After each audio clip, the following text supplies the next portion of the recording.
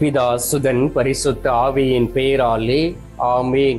ஆண்டவர் உங்களோடு இருப்பாராக, உம் ஆன்மாவோடும் இருப்பாராக. தீர்க்கதரிசி செக்கரியா புத்தகத்தில் இருந்து வாசகம்.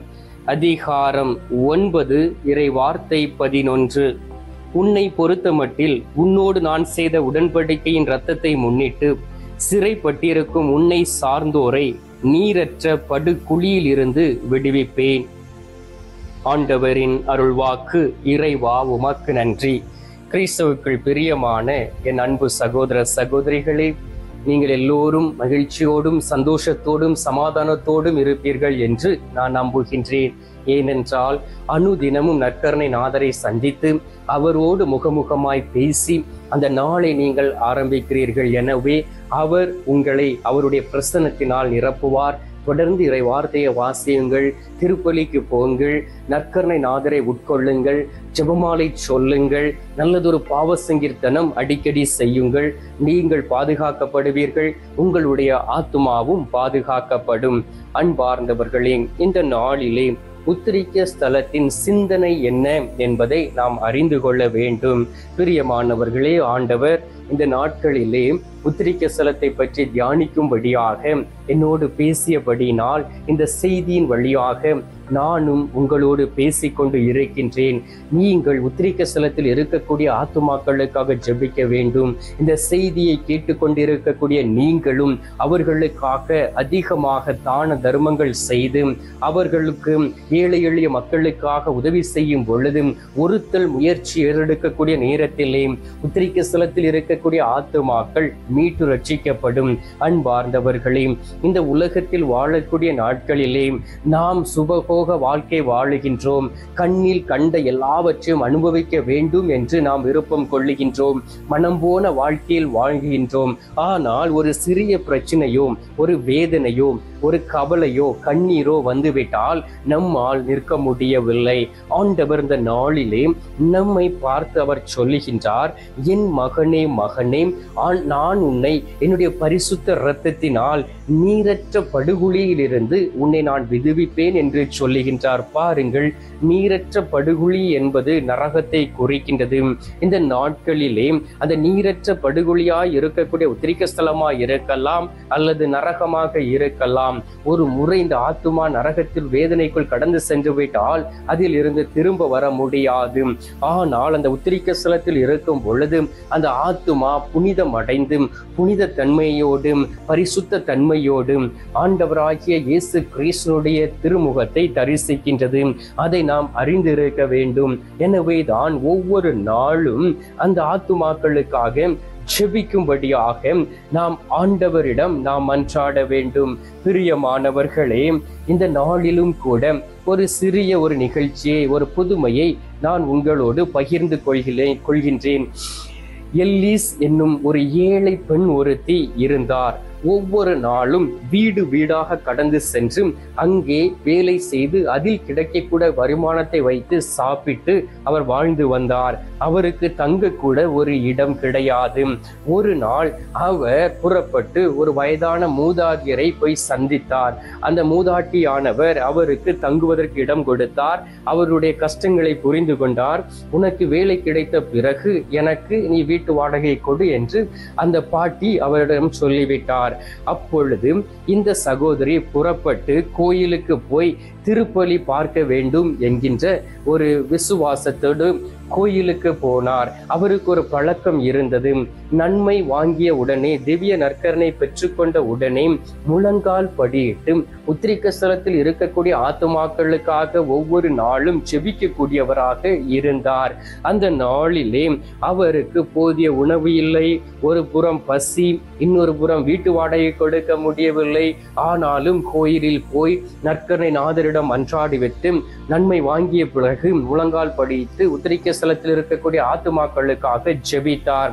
அந்த நாளிலே அவருக்கு அடுத்த நாள் அந்த நவம்பர் மாதம் வருவதை அவர் அறிந்து கொண்டார். உடனடியாக அவர் ஒரு திட்டத்தை வகுத்தார். அந்த திட்டமானது 9 நாட்கள் நவநாள் இருந்து உத்திரிக்க ஸ்தலத்தில் இருக்கக்கூடிய குருக்களுடைய ஆத்துமாக்களுக்காக ஜெபிப்பேன் என்று ஆண்டவரிடம் வாக்குறுதி கொடுத்து அவரும் உத்திரிக்க ஸ்தலத்தில் இருக்கக்கூடிய ஆத்துமாக்களுக்காக 9 திருப்பலியில் பங்கு கொண்டு அந்த திருப்பலியிலே நற்கருணை நாதரை பெற்றுக்கொண்ட பிறகு ஒரு குருவானுடைய ஆத்துமாவுக்காக அவர் ஜெபிக்க ஆரம்பித்தார்.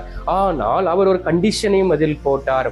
நான் ஜெபித்து இந்த நவநாள் முடியும் பொழுது அந்த குருவானுடைய வேலை என்ன செய்ய வேண்டும்? அவருக்கு ஒரு வேலை பார்த்து கொடுக்க வேண்டும். இதுதான் இந்த சகோதரி எல்லீசனுடைய ஒரு சிந்தனையாக இருந்தது. அதன்படி அவர் கடைசி நாள் இந்த 9வது நாள் திருப்பலியில் பங்கு கொண்டு ஜெபித்து விட்டு வெளியிலே வரும் பொழுது அவர் வெளியிலே ஒரு குருவானவரை சந்தித்தார். அந்த குருவானவர் அவருடைய கையிலே ஒரு அட்ரஸை கொடுத்து, நீ போய் இந்த வீட்டிலே ஒரு வயது முதிர்ந்த தாய் இருப்பாள், அவரிடம் போய் நீ அந்த விலாசத்தை கொடுத்து நீ போய் வேலை கேளு, அவர் உனக்கு வேலை கொடுப்பார் என்று சொல்லிவிட்டார். உடனடியாக இந்த சகோதரி ஒரு கேள்வியை கேட்டார். ஒருவேளை நாங்கள் போய் கேட்கும் பொழுது உனக்கு என்னுடைய விலாசத்தை அட்ரஸை யார் கொடுத்தார் என்று கேட்டால் யாருடைய பெயரை சொல்லுவேன், உங்களுடைய பெயர் என்ன என்று அவர் கேட்டார். உடனடியாக அந்த கேட்ட உடனே அவரோடு பேசிக்கொண்டு இருந்த அந்த குருவானவர் திகைத்து போனார். அவரிடம் சொன்னார், ஜான் ஃபாதர் கொடுத்தார் என்று நீ சொல்லம்மா என்று சொல்லிவிட்டு அந்த குருவானவர் போய்விட்டார், மறைந்து போய்விட்டார். இந்த சகோதரியும் அந்த விலாசத்தை எடுத்துக்கொண்டு கரெக்டாக அந்த முதிர்ந்த வயதில் இருந்த அந்த பாட்டியை போய் சந்தித்து அவரிடம் கேட்டார், இப்படி எனக்கு இந்த இடத்தில் வேலை இருப்பதாக ஒரு குரு சொன்னார் என்று. உடனடியாக இந்த குருவின் பெயர் என்ன என்று அந்த பாட்டி கேட்ட உடனே ஜான் சாமி அனுப்பிவிட்டாங்க என்று அந்த சகோதரி சொன்ன உடனே, சரி அம்மா நீ வா என்று சொல்லி அவருக்கு கொஞ்சம் பணத்தையும் கொடுத்து அந்த கடனை அடைக்கும்படியாக செய்து அந்த பாட்டியானவள் அவரை கூட வைத்து விட்டார். அதன் பிறகு கேட்டார், உனக்கு அந்த ஜான் ஃபாதரை எவ்வளவு ஆண்டுகளாக தெரியும் என்று. அவர் சொன்னார், நான் அவர் ஒரு கப்புச்சின் சபை ஃபாதராக இருப்பார் என்று நினைக்கின்றேன், நான் ஒரு முறைதான் பார்த்தேன் என்று அந்த தாயாரிடம் சொன்னார்.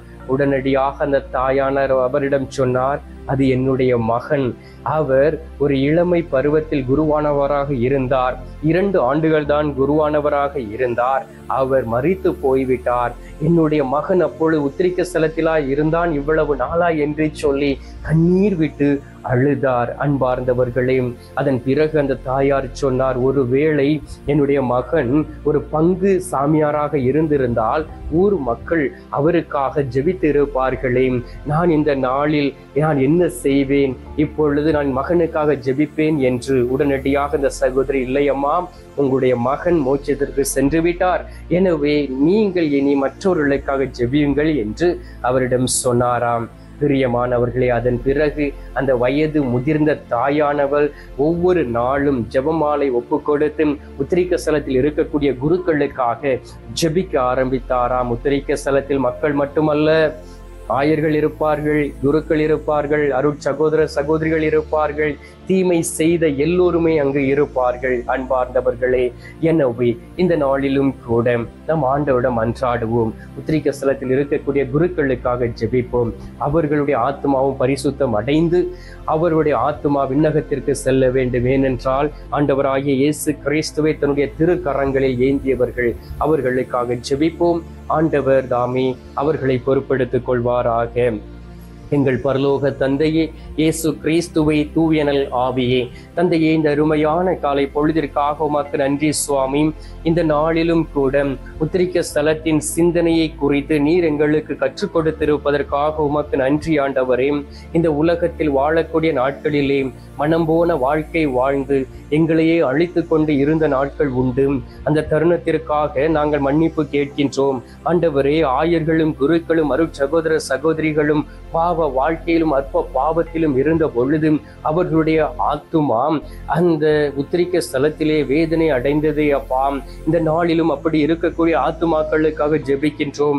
அவர்களும் மோட்ச பாக்கியத்தை கண்டுகொள்வார்களாக. அவர்களுடைய ஆத்துமா என் ஆண்டவருடைய திரு சமூகத்திலே நித்திய இளைப்பாறுதலை பெற வேண்டுமாயுமை நோக்கி ஜெபிக்கிறேன் சுவாமி. இந்த அருமையான நாளிலே நேரத்திலே நீர் எங்களுடைய ஜெபத்தை கேட்க வேண்டுமாயும் உங்களுடைய ஜெபத்தை கேட்டு உத்திரிக்க ஸ்தலத்தில் இருக்கக்கூடிய ஆத்துமாக்களை மீட்டருள்ள வேண்டுமாயுமை நோக்கி ஜெபிக்கிறோம் சுவாமி.